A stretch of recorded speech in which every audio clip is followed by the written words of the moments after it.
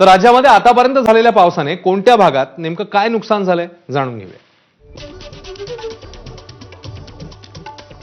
आष्टी बीड या ठिकाणल्या धामण गावात कांदा पीक पाण्यात गेले. तर धाराशिवच्या कळंबमध्ये एकुरका गावात विहीर खचल्याचा शेतकऱ्याला फटका बसलेला आहे. टरबूज पीक उत्पादक शेतकऱ्यांचंही मोठं नुकसान धाराशिवमध्ये पाहायला मिळत आहे. सोलापुरात पपईची बाग भुईसपाट झाली आहे. जिल्ह्यात 1000 हेक्टरहून अधिक पिकांचं नुकसान झालेलं पाहायला मिळत आहे.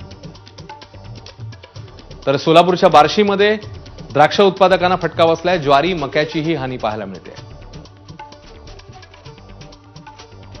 पुण्याच्या दौंडमध्ये पोल्ट्री शेडची भिंत कोसळली. 18,000 कोंबड्या मृत झाल्या. शेतकऱ्याला 80 लाखांना फटका बसल्याची भीती व्यक्त होती.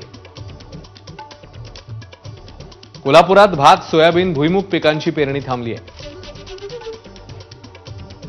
पंढरपूरच्या करमाळामध्ये केळीच्या बागा अनेक ठिकाणी जमीनदोस्त झाल्याचं चित्र पाहायला मिळत आहे. तर नाशिकच्या लासल गावात शेकडो क्विंटल कांदा हा भिजलेला आहे. वाशिममध्ये उन्हाळी ज्वारीची कणसं ही काळवंडली आहेत आणि त्यामुळे तिकडेही नुकसान पाहायला मिळतं.